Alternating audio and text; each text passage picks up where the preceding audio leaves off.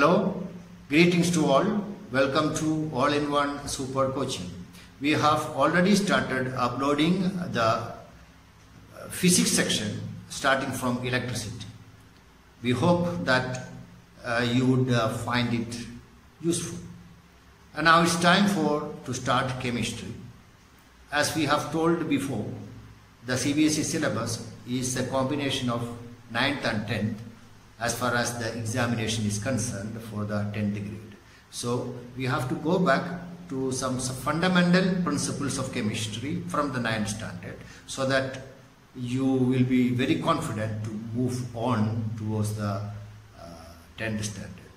And I have to assure you something. If you start learning chemistry from the very basic fundamentals with a complete understanding, comprehension, chemistry will be the most interesting, most easy subject for you. I hope all of the students who follow us will be getting 100 marks or 98 or 99 for chemistry. Okay, now let us go into the lesson.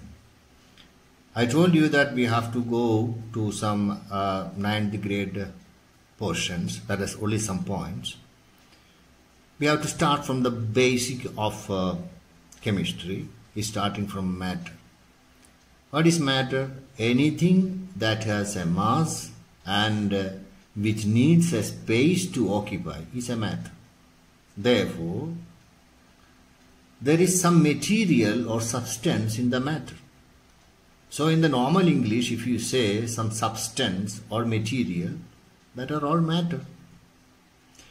For the measurement, how you measure this matter or substance is two ideas are there. Either you can find the mass or you can find the volume. These two are required to find the specific gravity, density, all those things. Okay, you know, for science now, for chemistry and physics or in any other sciences, there is an international standard of units. This is called SI system of unit. Okay, matter is basically measured by the standard unit called kilogram. Kilogram, you know that? Kilo only means 1000. Kilo is a prefix, it means only 1000. That is, kilogram means 1000 grams, nothing in that. That is why to convert is very easy. 1 kg is equal to 1000 grams.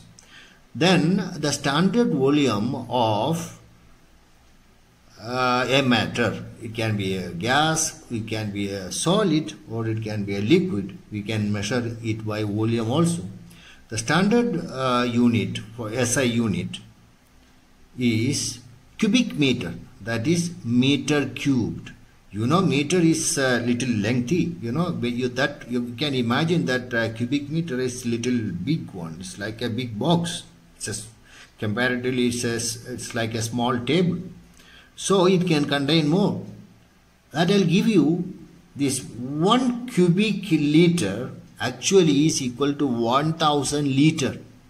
You know, then 1000 liter. 1000 liter is, you might have seen the water tanks which we place at the terrace on the top of our buildings to get water uninterrupted. So that much.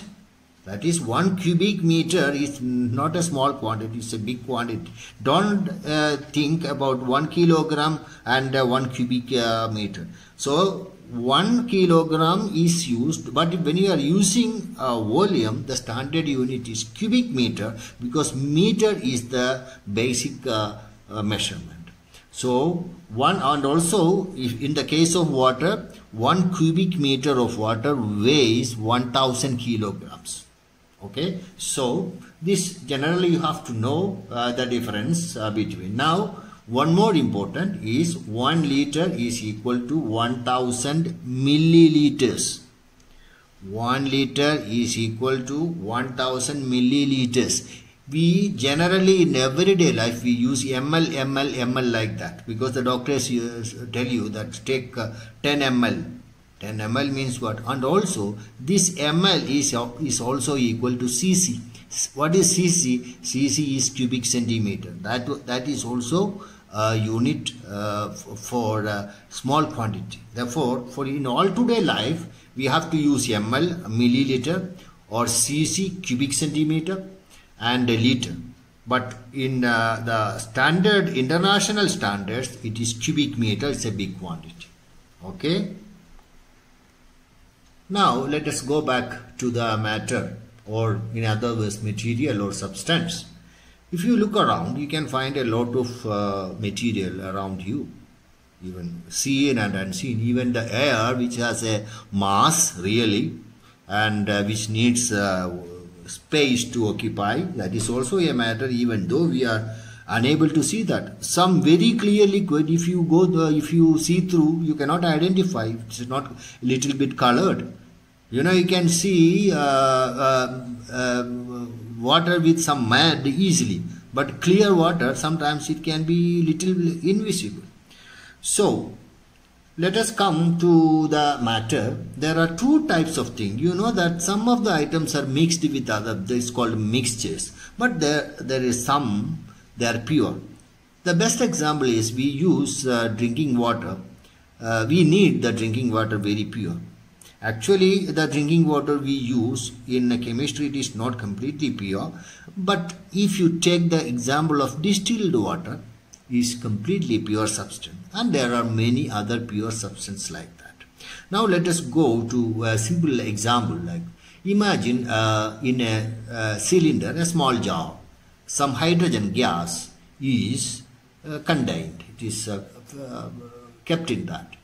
In another crucible or a vessel, some powdered carbon, very finely powdered carbon is put, and in other jar there is some pure water is kept.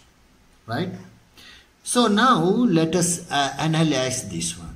Let us let us go. Imagine that we have the power of seeing everything very separately, because we have a mental power to magnify our eyes capacity, and we can see each and every particle in that. In that case, you can see in the hydrogen gas, you can see only one type of, one size of particles. Only one type and one size.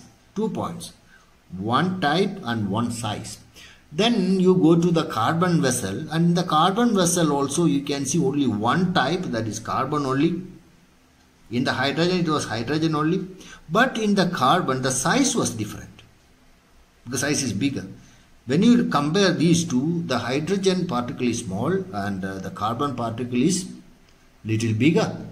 Okay, then we'll go to the water side. Okay, then we have the mechanism to find what is inside water also.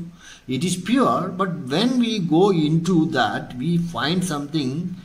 It is a combination of two materials or two substances. One is hydrogen and another is oxygen, but it cannot be separated. Still it is pure.